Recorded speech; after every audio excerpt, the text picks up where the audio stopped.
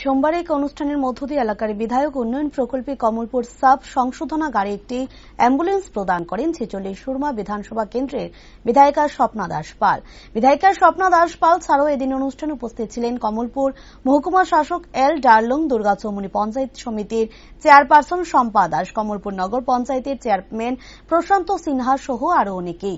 বক্তব্য রাখতে গিয়ে বিধায়িকা স্বপ্না দাস পাল বলেন, অনেক দিনের দাবি ছিল একটি অ্যাম্বুলেন্স প্রদান করার জন্য, আর সেই মোতাবেক সোমবার একটি অ্যাম্বুলেন্স প্রদান করা হয়। এই সংশোধনাগারে থাকা মহিলাদের অসুস্থ হলে হাসপাতালে নিতে অনেক অসুবিধার সম্মুখীন হতে হয়। তার পাশাপাশি তিনি বলেন, পাপকে ঘৃণা করো, পাপীকে নয়। আর এর জন্য সংশোধনাগারে থাকা লোকদের কথা চিন্তা করেই এই উদ্যোগ গ্রহণ করা হয়েছে বলে জানান তিনি। দেখুন, এই কমলপুর জেলে যারা সংশোধনাগারে রয়েছে, ওনাদের দীর্ঘদিনের একটা দাবি ছিল যে আমাদের একটি গাড়ি খুবই দরকার।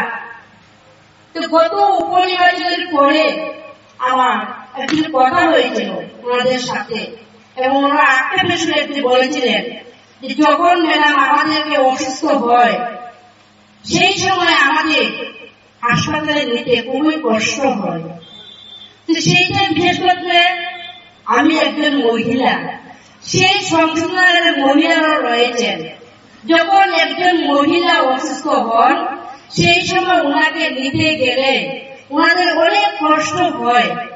না ওনারা বাইকে ওঠাতে পারেন, না সাইকেলে ওঠাতে পারেন, হয়তো কোন সময় রাস্তায় দাঁড়িয়ে থাকতে হয় গাড়ির জন্য, নয়তো কমলপুর থানাতে ফোন করতে হয় গাড়ি আনার জন্য, নয়তো কমলপুর হাসপাতালে ফোন করতে হয় গাড়ির জন্য। তো সেই সময় রাত্রে যখন 12টা, 1টা, 2টা বেজে যায়, সেই সময় গাড়ি পাওয়া যায় না বললেই চলে আমাদের এই জায়গাতে। তো সেই সময় একজন অসুস্থ হন, হোক পুরুষ হোক মহিলা, ওনাদের মানে কত কষ্ট যে পেতে হয়। ওনারা একদিন আক্ষেপের সুরে আমাকে বলেছিলেন, যদি ম্যাডাম একটা আমাদেরকে গাড়ি দিয়ে তবে আমরা একটু উপকৃত হব। আর যারা সংশোধনাগারে রয়েছেন ওনারা তো মানুষ, আমরাও মানুষ, ওনারাও মানুষ। তা আমাদের যে সমাজসেবী সামর্পণ বলেছে যে পাপকে ঘৃণা করো কিন্তু পাপীকে নয়।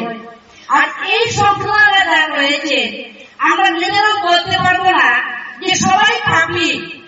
অনেক সময় অনেক সমস্যার সম্মুখীন হয়ে অনেক এই সংশোধনাগারে আসতে হয়, কিন্তু